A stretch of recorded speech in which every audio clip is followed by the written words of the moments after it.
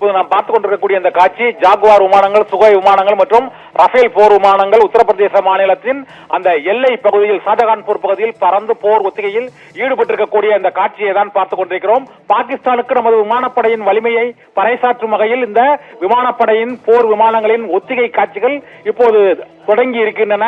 இது இப்போ இந்திய பாகிஸ்தான் எல்லையோரங்களில் இந்திய விமானப்படையின் வலிமை மற்றும் அந்த விமானங்களின் போர் விமானங்களின் பயன்பாட்டு திறன் ஆகியவற்றை சோதனை செய்வதற்காக இந்த போர் விமான ஒத்திகை உத்தரப்பிரதேச மாநிலத்தின் ஷாஜகான்பூர் பகுதியில் இந்தியா பாகிஸ்தான் எல்லை பகுதியில் நடைபெற்றுக் கொண்டிருக்கிறது.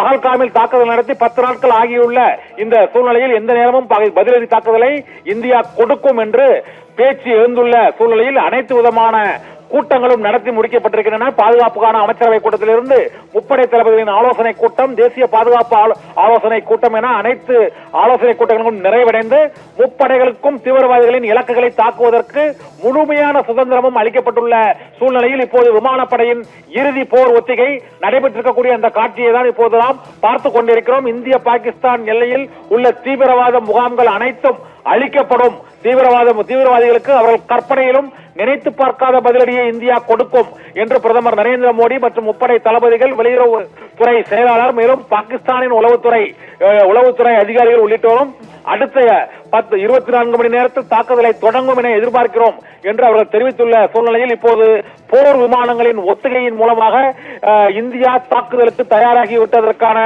முதல் அறிவிப்பாக இந்த ஒத்திகை காட்சிகள் இப்போது நாம் பார்த்துக் கொண்டிருக்கிறோம். இதில் ரஃபேல், சுகாய் மற்றும் ஜாகுவார் போர் விமானங்கள் இந்த ஒத்திகையில் முதல் கட்ட போர் ஒத்திகையில் ஈடுபட்டிருக்கின்றன. இதே போல இந்திய INS விக்ராந்த் போர்க்கப்பல் உள்ளிட்ட பல போர்க்கப்பல்களும் இப்போது அந்த ஒத்திகை பணியில் ஈடுபட்டிருக்கின்றன. இதே போல நமது தரைப்படை முப்படைகளும் இதற்கான இந்த போர் ஒத்திகைக்கான முன்னேற்பாட்டு பணிகளை நிறைவு செய்திருக்கின்றன.